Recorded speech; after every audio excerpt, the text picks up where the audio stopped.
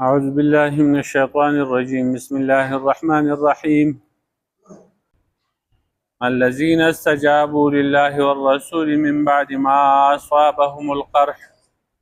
للذين أحسنوا منهم واتقوا أجر عظيم. الذين قال لهم الناس إن الناس قد جمعوا لكم فاخشوهم فزادهم إيمانا وقالوا حسبنا الله ونعم الوكيل. ربط د مخکې سردار چې مخکې د احد واقعه تیره شوه، اوس په دې آیاتونو کې یا خو د حمراء الاسد د غزا واقعه بیانوي یا د بدر صغرا د هغې واقعه دا ده چې کله د احد غزا ختمه شوه نو د هغې په سهار له نبي علیه السلام اعلان وکړو کوم کسان په احد کې شامل شوي او هغه زخمیان شوي دي هغه کسان به بیا ما سره ځي او حمراء الاسد ته او کوم قریش او کافر چې تلي دي واپس د هغو سره بیا غزا کوو. حمراء الاسد د مدینې منورې نه 8 میله بهر لرې ځای دی، تقریبا 13 کیلومتر دغه اندازې. کوم کسان چې په احد کې شامل شو نو هغه کسان ووتل او نور کسانو سره هم شامل شو. د یو روایت مطابق 80 کسان د عوادیو د مدینې نه د مدینې بر طرف ته کسان مسلمانان هغه سره هم شامل شو. نو دا تقریبا 360 کسان برابر شو روان شو. جابر بن عبدالله رضی الله تعالی عنہ اجازت وغوښتل نبی علیه السلام نه، وایي چې زه په احد کې نه یم شامل شوی، ما ته د پلار وصیت و چې زما لوڼه دي د هغو خیال ساته، د دې وجې نه زه په کور کې پاتې شوی وم، ما ته اجازت راکړئ د الله رسول صلی الله علیه وسلم چې زه سره هم لاړ شم. نبی علیه السلام ورته وایي ته رښتینې ته موږ سره لاړ شه. نو هغه هم روان شو. غزا د حمراء الاسد دا د شوال د واړه اختر میاشت وه، 18مه 18مه 19مه دا 3 ورځې بهر هلته ویستل وې. عبدالله ابن ابی ابن سلول منافق ده هم اجازت وغوښته چې زه سره وځم. نبي علیه السلام تاسو موږ سره مه ځئ، تاسو تلي نه وئ چې بیا د لارې نه وتښتېدی اوس بیا ځي. هغه پاتې شو، منافقان دا ورسره لانړل روان شو.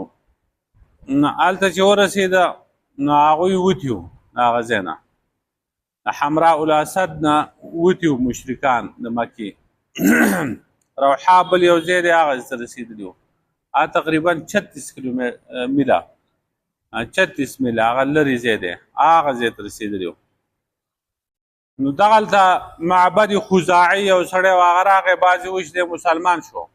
نبي علیه السلام سره میراب شو، بعضې وایي چې مسلمان نه و کافر لیکن د مسلمانانو سره همدردیانې وي او د هغو سره معاهدې وي. نو د هغې د وجې نه هغه راغی ویې چې د الله رسول صلی الله علیه وسلم موږ په تا باندې خفه یو چې په احد کې تاسو ته نقصان ورسېده. نبي علیه السلام ورته وویل ته دا کولی شي چې ته لاړ شي او ابو سفیان او د هغه د اخکر چې کوم ځای کې وي هغو باندې ته د مسلمانانو طرف نه دباو واچئ. هغه وی او دا کار به زه وکړم، وی لاړ شه. هغه په منډه لاړ نو دغه روحا مقام کې هغوی ناست وو. نو هغوی چې ابو سفیان چې دی ولید نو تپوس یې وکړ ته څنګه راغلی، څه نوی خبر دې راوړ دی؟ نو ده ورته وویل چې هغه پیغمبر او د هغه ملګري ناست دي تاسو ته بلکې را روان دي او کېدی شي چې موږ دا خبرې کوو د دغه غره نه شاته د دې غونډۍ نه شاته د هغو آسونه ښکاره شي، د آسونو تندي تاسو ووینئ. نو د دې ځای نه خپې وباسئ. نو هغه وی موږ هم اراده کړه چې موږ هم ځو په هغو پس واپسه. نو ده ورته وویل که زما خبره منئ نو د دې ځای نه درکېږئ. مسلمانان قارېدلي دي، غوسه دي ډېر سخته او پرېږدي نه. نو خدای پاک چې د هغو په زړه کې روب واچوجو خو بیا هم چې روان شو نو دا یو سیاسي چا دی وچلو چې نعیم بن مسعود خزاعي دی یا را روانو یا د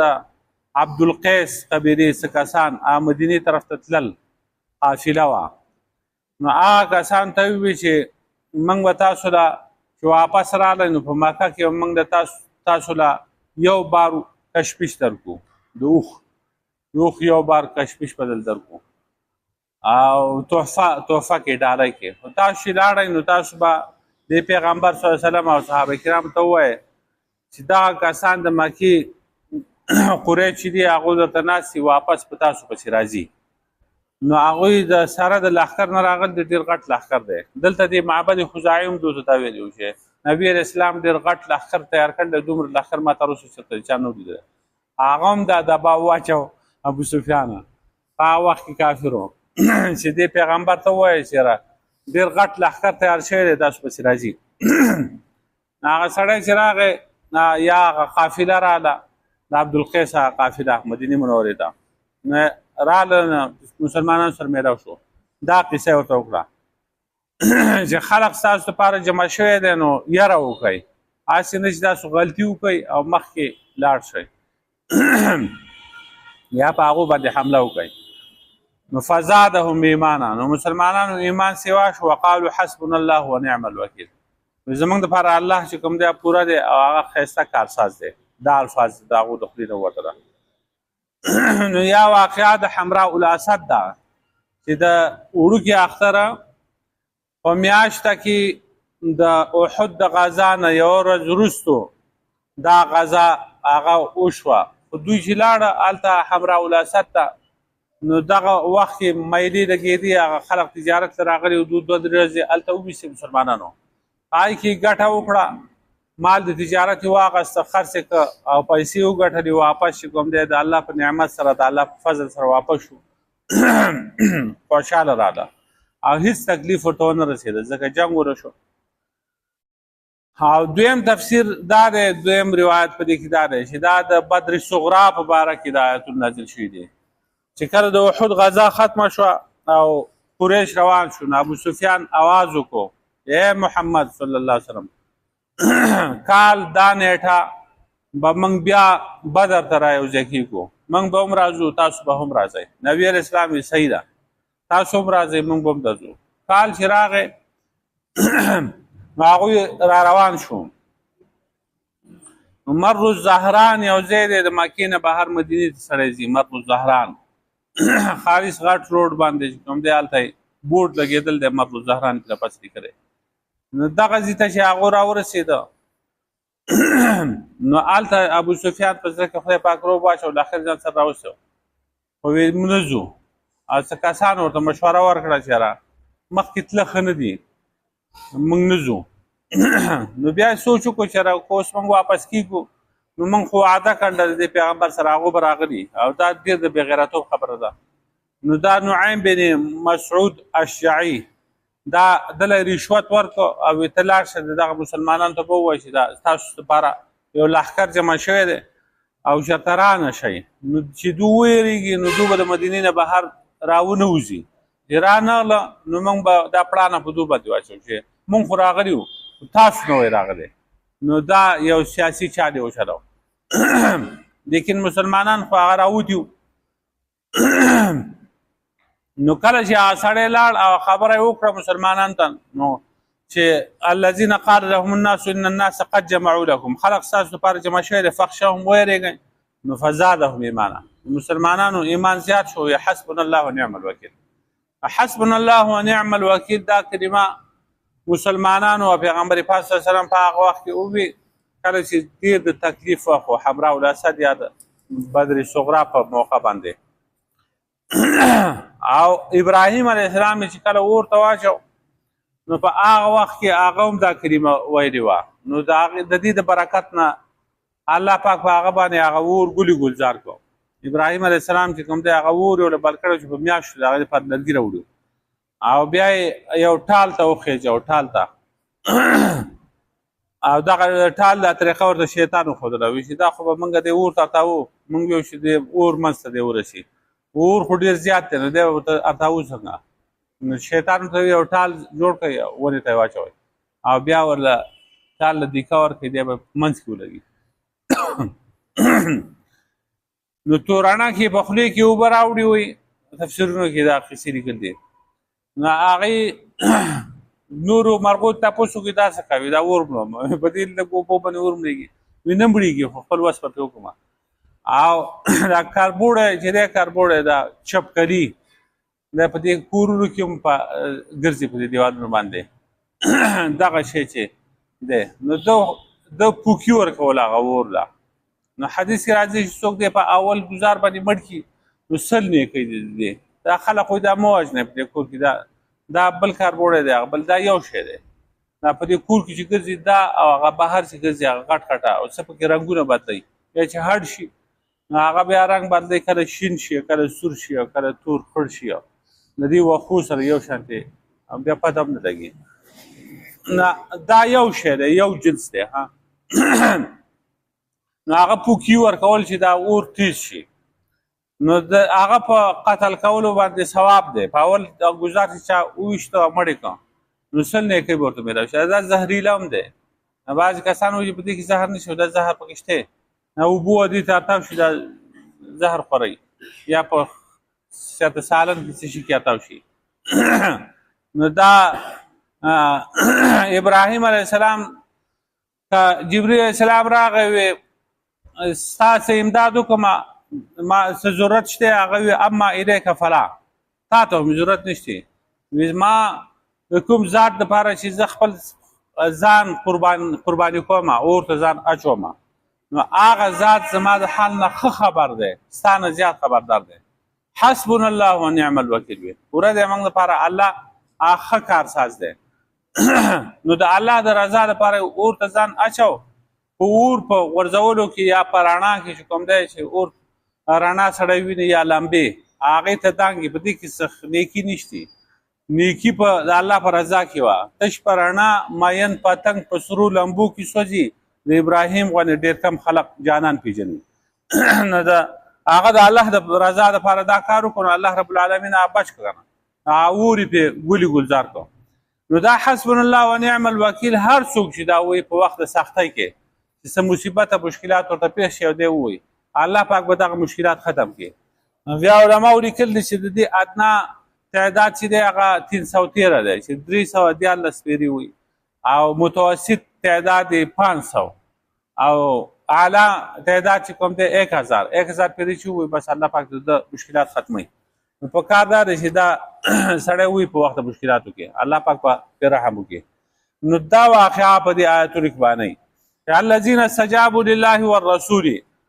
مؤمنان ها کسان دي چې هغه قبول کو حکم د الله او د الله د رسوله من بعد ما اصابهم القرح رسل هغه چې رسیدل هغه ته زخمه سخت زخمونه ورته رسیدلي هغه کسان چې هغه په خپل نشوتلې نو د دوه کسانو په وګو باندې لاسونه چوري او خپې به راخلي او تریو پاتې شوي نو ځکه چې د الله رسول ورته اعلان وکړو چې راوځئ هېڅوک به نه پاتې کېږي په دې غذا کې څوک شریک و هغه پاتې کېږي نه زوبه په دې کسانو پسې دا مشرکان به د دوی سره به جنګېږو نو روان شو نو چې دوی تله هغه دغه ته ورسېده حمراء الاسد ته نو هلته چې ورسېده هغو نه مخکې تلي بیا دوی پاتې شو تجارتونه وکړه مال یې واغسته مال یې خرڅ کړه په هغې کې ګټه وکړه بیا واپس راله 3 ورځې هلته وویستې للذین احسنوا منهم واتقوا اجر عظیم دپاره د هغه کسانو چې هغو نیکي کوي د دوی نه واتقوا او تقوا یې کړې وه اجر عظیم د هغو دپاره اجر لوی الذین قال لهم الناس د هغه کسان دي چې ووي دوی ته خلقو مشرکانو جاسوسانو ان الناس قد جمعوا لکم یقینا خلق یعنې د مکې مشرکان قد جمعوا لکم په تاخیر سره جمع شوي دي ستاسو دپاره فخشوهم نو تاسو ویرېږئ د دوی نه فزادهم ایمانا نو زیات کړل دوی لره ایمانا دوی زیات شو په ایمان کې دې قول دوی په ایمان کې ښه سیوا کړه وقالو حسبنا الله ونعم الوکیل او ویلي مسلمانانو چې پوره دی زموږ دپاره الله ونعم الوکیل او ښایسته کارساز دی هغه فانقلبوا بنعمة من الله نو واپس شو دوی په نعمت د الله تعالی سره و فضل او په فضل سره لم یمسسهم سوءنا چې نه ورسېدلی دوی ته هېڅ تکلیفه واتبعوا رضوان الله او دوی تابعداري وکړه روان شو د الله په رضامندۍ پسې والله ذو فضل عظیم، الله پاک خاوند د فضل لوی دی. دو د الله په نعمت سره واپس شو او په فضل سره. نعمت چې کوم دی هغه اجر او ثواب د نیکو اعمالو هغه ورته میلاو شو. فضل چې کوم دی هغه مالو چې هلته تجارت وکړو په هغې کې مال وګټه او لم یمسسهم سوء، هېڅ تکلیف ورته ونه رسېده ځکه جنګ ونه شو. درې ورځې خو هلته و خو جنګ ونه شو د هغو سره بغیر تکلیف د کړاو نه واپس راله. او دوی د الله پاک رضامندۍ طلب یې کوه هغه ورته میلاو شوه. الله پاک د لوی فضل والا دی. انما ذلکم الشیطان یخوف اولیاءه، یقینا دا جاسوس یو نو دا شیطان یخوف اولیاءه، دا اصل کې یخوف المؤمنین باولیائه دی. یخوف المؤمنین یری دا جاسوس دا شیطان المؤمنین مسلمانان باولیائه په خپلو دوستانو باندې په خپلو دوستانو. دا جاسوس یو دا شیطانو. شیطان په خپلو دوستانو باندې مسلمانان یری وی دا خلق درته ناست دی هسې نه چې تاسو راشئ خراب بشئ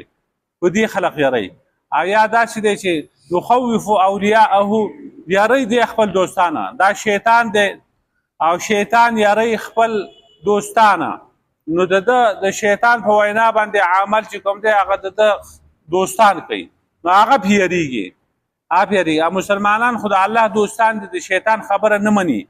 نو هغه نه یریږي. نو شیطان خپل دوستان یری د خدای دوستان نشي راولی. دا دوه تفسیره دي بګي. فلا تخافوهم، دا سمه یریږي د دونه وخافوني او ویریږي زما نه ان کنتم مؤمنین کې چې تاسو مؤمنان. ولا يحزنك الذين يسارعون في الكفر، غمجن دي نه کی تا کسان چې هغه جلتی کوي په کفر کې. انهم لا يضر الله شيئا، یقینا دوی هرگز ضرر نه چي رسولي الله پاک د هیڅ شي. يريد الله الا يجعل لهم حظا في الاخره، غواړي الله پاک چې ونه ګرځي د دوی لپاره هیڅ حساب په آخرت کې. لهم عذاب عظیم، د دوی لپاره عذاب دی لوی. دا کسان چې هغه جلتی کوي په کفر کې دوی تا غمجن نه کی چې هغه د مکې مشرکان دي یا د مدینې د منافقان دي چې هغه په کفر کې مخکې شوي دي. نو د هغو خبرې هغه ته چېرته غمجن نه کړي پیغمبر پاک صلی الله علیه وسلم مه یېرېږه مه خفه کېږه دوی تا ته هېڅ ضرر هم نشي رسولی. خو امتحان دی الله پاک راولي. نو دا د مسلمانانو د کافرو دا جنګونه کېږي دا د دې دپاره چې په آخرت کې د دې کافر دپاره هېڅ حصه نه او د شهادت هغه چې څوک د الله په لاره کې خپل سر قربان کې شهید شي د هغې فضیلتونه هم مخکې بیان شو معلوم شو تاسو ته چې هغه الله پاک د هغو له څومره کرامتونه عزتونه شرافتونه دا ورکوي. ان الذین اشتروا الکفر بالایمان لا یضر الله شیئا، یقینا هغه کسان چې هغه اخیستی د کفر په ایمان باندې په بدله د ایمان کې لا یضر الله شیئا،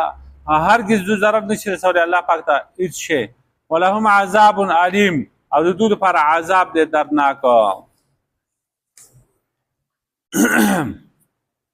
الذين استجابوا لله، کسان مؤمنان کسان دي چې هغو قبوله کړه وینا د الله او د الله د رسول من بعد ما اصابهم القرح، وروسته د هغه نه چې رسېدلی او دوی ته زخم. للذین احسنوا منهم د پاره د هغه کسانو چې هغو نیکي کوي د دوی نه واتقوا او تقوا اختیار کړل اجر عظیم اجر دی لوی. الذين قال لهم الناس، د هغه کسان دي چې وویل دوی ته خلقو ان الناس قد جمعوا لكم، یقینا خلق ستاسو لپاره جمع شوی دی. فاخشوهم، نو ویرېږئ تاسو. فزادهم ایمانا، نو زیات کړل دې قول دوی لره په ایمان کې. وقالوا حسبنا الله ونعم الوکیل، دوی پوره دی موږ لپاره الله او هغه ښایسته کارساز دی. فانقلبوا بنعمة من الله، نو دوی واپس شو په نعمت د الله تعالی سره او فضل سره. لم یمسسهم سوء، چې نو رسېدلی دوی ته هېڅ تکلیف. واتبعوا رضوان الله، او دوی تابعداري وکړه د الله د رضامندۍ. والله ذو فضل عظیم، الله پاک خاوند فضل لوی دی. انما ذلکم الشیطان، یقینا دا شیطان دی. یخوف اولیاءه، یری خپل دوستان. فلا تخافوهم، نو تاسو مه یریږئ د دوی نه. وخافوني، ویریږئ زما نه ان کنتم مؤمنین که چېرته تاسو مؤمنان یې. ولا يحزنك الذين يسارعون في الكفر، او غمجن دي نه کي تا لره ای مخاطبه یا ای پیغمبر صلی الله علیه وسلم هغه کسان چې هغوی جلدي کوي تعدي کوي په کفر کې. انهم لا یضر الله شیئا، یقینا هرگز دوی ضرر نشي رسولی الله پاک ته د هېڅ شي. یرید الله الله یجعل لهم حظا فی الاخرة، غواړي الله پاک چې ونه ګرځوي د دوی لپاره هېڅ حصه په آخرت کې. ولهم عذاب عظیم، د دوی لپاره عذاب دی لوی. ان الذین اشتروا الکفر بالایمان، یقینا کسان چې هغه اغستې د کفر په مقابله د ایمان کې لا یزور الله شیئا دو ضرر نشي رسولی الله پاک د هیڅ شي ولهم عذاب علیم او د دوی لپاره عذاب دی دردناک ربنا ظلمنا انفسنا وان لم تغفر لنا